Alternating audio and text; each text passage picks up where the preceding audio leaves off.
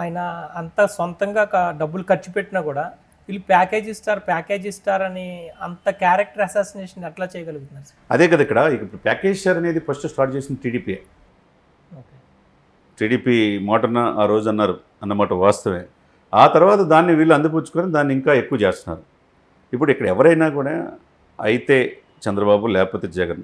ఒకటే చూడండి ఆంధ్రప్రదేశ్ పరిస్థితి ఏంటంటే 2 కుటుంబాలు 4 పార్టీలు. 2 కుటుంబాలే పరిపాలిస్తుంది. 4 పార్టీలకు వెళ్ళే అధినేతలు. జగన్మోహన్ రెడ్డి గారు ప్రాంతీయ party YSRCP party, Congress party 100 సంవత్సరాల చరిత్ర ఉన్న పార్టీ అని చెప్పుకుంటున్నారు షర్మిల గారు. వాళ్ళిద్దరు ఇప్పుడు తిట్టుకున్న వాళ్ళిద్దరూ వాళ్ళ అన్న అధికారులు రావడానికి చెల్లెలే సహకరించింది కదా, పాదయాత్ర చేసి 3000 కిలోమీటర్ల పాదయాత్ర. మరి వాళ్ళిద్దరూ ఒకే కుటుంబంగా ఏ రోజైనా వాళ్ళిద్దరు కలిసిపోతారు కదా. అంటే కాంగ్రెస్ పార్టీ లీడ్ చేస్తుంది ఎవరు? రెడ్డి సమాజ వర్గం. అదేవిధంగా పురంధేశ్వరి గారు జాతీయ బీజేపీ అధ్యక్షురాలు, ఆమె ఎవరో మనకు తెలుసు, ఆమె చౌదరి కమ్యూనిటీ. తనతో పాటు చంద్రబాబు నాయుడు ఎవరో తెలుసు, సొంత వియంకులు వాళ్ళంతా. దగ్గుబాటి వెంకటేశ్వరరావు గారు పెద్దలుడు అయితే, రెండో చంద్రబాబు నాయుడు గారు. అవును కదా. వీళ్ళు ఏంటి ఇక అయితే కమ్మ లేకపోతే రెడ్డి. వాళ్ళు 3% ఉంటారు కమ్మవారు, 7% రెడ్డిలు ఉంటారు. 3 + 7 అంటే 11% అనుకోండి. 89% సప్రెస్డ్ గ్రూప్స్ ఆంధ్రప్రదేశ్లో అనగదొక్కబడుతున్నారు. దాంట్లో 25% మంది కాపులు ఉన్నారు, తర్వాత ఎస్సీలు ఉన్నారు, ఎస్టీలు ఉన్నారు, చివరిలో బీసీలు మైనార్టీలు ఉన్నారు. రాజ్యాధికారం దూరంగా ఉండాలా? ఎప్పుడు వీళ్ళే పరిపాలించాలా? ఇది వ్యూహాత్మకంగా తరతరాల నుంచి వాళ్ళ చేతిలో పెట్టుకున్నారండి. ఇది ఇప్పుడు ఆయన చెప్పినట్టుగా పద్దాకలు మేమే ఉండాలంటే కాదు. ఇది పవన్ కళ్యాణ్ కూడా థర్డ్ ఆల్టర్నేట్ ఫోర్స్గా ఉన్నాడు. ఇప్పుడు ఆయన సీఎం కావాలని బడుగు బలహీన వర్గాలు కోరుకోవడం తప్పెట్లయింది చెప్పండి. ఇప్పుడు ఈయన నిన్న జగన్మోహన్ రెడ్డి గారు నిన్న కాకినాడ సభలో మాట్లాడుతూ, మీకు కాపు నేస్తం వల్ల కావాలంటే ఫ్యాన్కు వేయాలి, ఆరోగ్యశ్రీ కావాలంటే ఫ్యాన్కి వేయాలి, అంటే మీకు వేయకపోతే రావనే కదా ఆయన చెప్పడం. గత గవర్నమెంట్లో కూడా సంక్షేమ పథకాలు అందించారు కదా.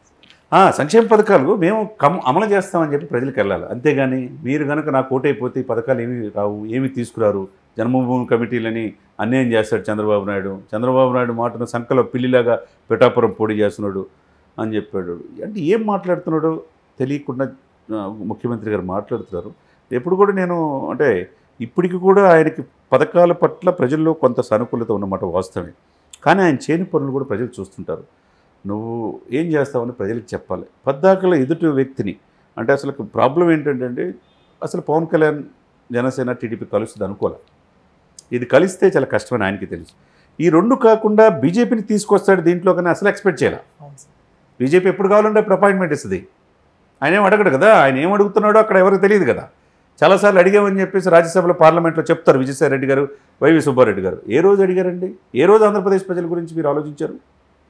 చివరికి సెక్రటరియట్ కూడా అది 350 కోట్ల రూపాయలు బ్యాంకులు హెచ్డిఎఫ్సిలో ఏదంట్లో బ్యాంకులు తనఖా పెట్టారంటే, ప్రభుత్వ ఆస్తులు విశాఖపట్నంలో సైనికులు భూములు కబ్జా చేస్తున్నారు ధర్మాన బ్రదర్స్. ఇక మిగతా భూములంతా విజయసాయి రెడ్డి గారి మీద ఆరోపణలు ఉన్నాయి. ఋషికొండల్ని ఎర్రమట్టి దెబ్బలను కరిగించేశారు. సర్క్యూట్ హౌస్తో సహా 175 ఎకరాల భూముల్ని 20,000 కోట్లకి దాదాపుగా తనఖా పెట్టారండి విశాఖపట్నంలో. ఎవరియండి ఇవన్నీ? ప్రజలు సొమ్మండి. ప్రజలు న్యాయ నిర్ణేతలు. అల్టిమేట్గా డిక్టేటర్షిప్ అనేది ఈ దేశంలో పనికిరాదు. నియంతృత్వం, రాజరికం మేమే ఉండాలనుకోవడం పొరపాటు. అదేవిధంగా చంద్రబాబు నాయుడు గారు కూడా తెలుసుకోవాల్సింది ఏంటంటే, వాళ్ళ లోకేష్ గారు ఆయన 2-3 సందర్భాల్లో మా నాన్నే సీఎం అని అంటాడు. మీ నాన్నే సీఎం అవడానికి ఈరోజు ముఖ్యంగా చంద్రబాబు నాయుడు గారికి సందర్భంగా 74వ జన్మదిన శుభాకాంక్షలు తెలియజేయాలి. ఆయనకి ఈ వయసులో పార్టీని నడుపుతున్నాడు. గ్రేట్, మంచి లీడరు, విజనరీ, మంచి అడ్మినిస్ట్రేటర్. అదే సమయంలో స్నేహాస్తం అందించిన పవన్ కళ్యాణ్కి సీట్లు సరిగ్గా ఇవ్వలేకపోయారు. 24 అనుకున్నారు, 23, చివరి 21 పరిమితం అయిపోయింది. బీజేపీ వచ్చేందుకు ఒక ఎంపీ కూడా వదిలేసేసుకున్నారు, 2 ఎమ్మెల్యేలు. ఎవరు త్యాగం చేసింది ఇక్కడ? జనసేన త్యాగం చేసింది. త్యాగం చేసినప్పుడు క్యాడర్లో ఓటు పోలరైజేషన్, ఓటు ట్రాన్స్ఫర్మేషను, జనసేనది కావచ్చు, బడుగు బలహీన కూడా ఓటు ట్రాన్స్ఫర్మేషన్, మళ్ళీ టీడీపీకి కూడా పోటీ చేసి 144 స్థానాల్లో కావాలి కదా, 17 ఎంపీలో కావాలి కదా, బీజేపీ 10 ఎమ్మెల్యేలు 6 ఎంపీలు కూడా కావాలి కదా. ఈ ఓటు ట్రాన్స్ఫర్మేషను 21 సీట్లతో పాటు 2 ఎంపీలతో పాటు ఇటు కూడా కూటమికి రావాలి. అది చాలా కష్టమైన పని. అది రావాలంటే సీట్లు త్యాగం చేసిన పవన్ కళ్యాణ్కి పవర్ షేరింగ్ ఉంది నాతో పాటు అనే మాట చంద్రబాబు నాయుడు నోటి నుంచి రావాలి. దానికోసం ప్రజలు చూస్తున్నారు. ఇంక 24 రోజులు చేతిలో ఉంది. ఆయన అంటాడా లేడా అనకపోతే చాలా ఓవరీగా ఉంటుంది. ఇది ఎప్పుడు ఏం జరుగుద్దో తెలియని పరిస్థితిలో అటు జగన్మోహన్ రెడ్డి గారిని దించాలి అంటే మామూలు విషయం కాదు, అది అందరికీ తెలిసిన విషయమే. ఆయన ప్రజల్లోకి వెళ్ళాడు, ప్రజల్లోకి వెళ్ళి 150 సీట్లు ఆయన దగ్గర ఉన్నాయి, 22 ఎంపీలు ఉన్నాయి, అవి వీళ్ళు తీసుకోవాలి. ఏ ఎమ్మెల్యేలు ఎంపీలు ఖాళీగా లేవు, అక్కడ ఆల్రెడీ వాళ్ళ చేతిలో ఉన్నాయి. వీళ్ళు తీసుకోవాలంటే వీళ్ళు సఖ్యతగా ఉండాలి, అరమరికలు లేకుండా ఉండాలి. చాలామంది టీడీపీ ఆల్రెడీ అధికారంలో వచ్చామన్న ఇదిలో ఉండిపోయారు. ఇప్పుడు క్షేత్రస్థాయిలో ఇప్పుడు జనసేన లేకపోతే ఆ రోజు ఆ నాయకుడు లోపల ఉన్నప్పుడు ఎవరు సహకరించారు? పవన్ కళ్యాణ్ కదా. పవన్ కళ్యాణ్ కూడా నాకు ముఖ్యమంత్రి మీద ఇది లేదు అని అన్న క్షేత్రస్థాయిలో ఆయన ముఖ్యమంత్రి కావాలని ప్రజలు కోరుకుంటున్నారు. కాబట్టి పవర్ షేరింగ్లో నాతో పాటు పవన్ కళ్యాణ్ కూడా ఉంటాడు, ప్రముఖ పాత్ర పోషిస్తాడనే మాట చంద్రబాబు నాయుడు నోటి నుంచి రావాలి. ఎవరైనా ఆ మాట అడిగామనుకో, వైసీపీ కోవట్లో ఏదో రకరకాలుగా కొంతమంది కొద్దిగా మిడిమిడి నాలెడ్జ్ ఉండాలి కామెంట్లు పెడుతుంటారు.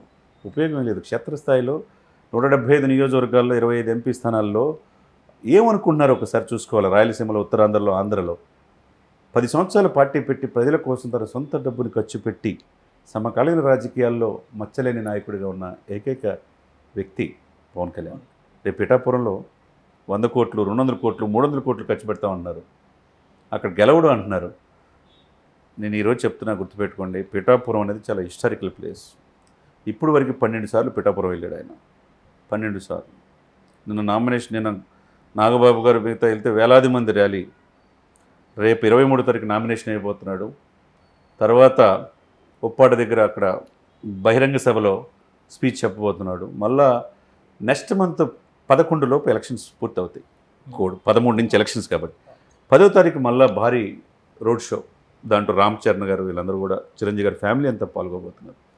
ఎప్పుడు ఓడిపోవడానికి సిద్ధంగా లేడు ఆయన. అఖండ మెజార్టీతో, నాకు తెలిసి 60-70 వేల మెజార్టీతో గెలవబోతున్నాడు. సాక్షాత్తు జగన్మోహన్ రెడ్డి గారు పోటీ చేసిన పిఠాపూర్లో గెలిచే పరిస్థితి ఈ రోజుకి లేదు.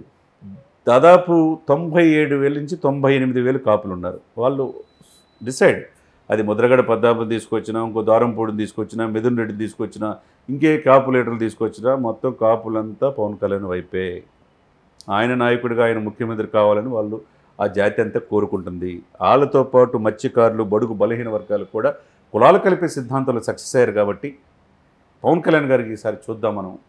మా వ్యక్తి మా పిఠాపురం పోటీ చేస్తున్నాడు కదా, స్థిరనివాసం ఏర్పాటు చేసుకోబోతున్నాడు. అక్కడ ఆల్రెడీ ఇల్లు తీసుకున్నాడు, ఇక్కడే ఎక్కువ కాలం ఉంటాడని చెప్పి సాక్షాత్ నాగబాబు గారు చెప్పాడు. కాబట్టి ఒక ఐకాన్ స్టార్, ఒక హీరోగా మన్ననలు పొందిన పవన్ కళ్యాణ్ పిఠాపురం వచ్చాడంటే వాళ్ళు ఇంట్లో వాళ్ళ ఫ్యామిలీ మెంబర్గా చూసుకుంటున్నారు. మీరు చూస్తున్నారు, సినిమా యాక్టర్లు అందరూ కూడా ప్రచారం చేస్తుంటే ఎంత ఇది ఎక్కడో దుబాయ్లో, అమెరికాలో, మస్కట్లో ఉన్న వాళ్ళందరూ కూడా వచ్చి సెలవులు పెట్టి వచ్చి ప్రచారం చేస్తున్నారు సార్ ఆయన కోసం వాలంటీర్గా. ఎన్ఆర్ఐస్ కూడా చాలా మంది వచ్చి వీడియోస్ పెడుతున్నారు, వస్తున్నారు. కాబట్టి ఎవరు ఎన్ని కుట్రలు పన్నినా, ఎవరెన్ని పన్నాగాలు పన్నినా, ఎన్ని వేల కోట్లు ఖర్చు పెట్టాలన్న ఆలోచన ఉన్నా ఈసారి పవన్ కళ్యాణ్ లేని రాజకీయాలు ఆంధ్రప్రదేశ్లో ఉండవు. Is the trouble shooter, is the game changer of Andhra Pradesh politics.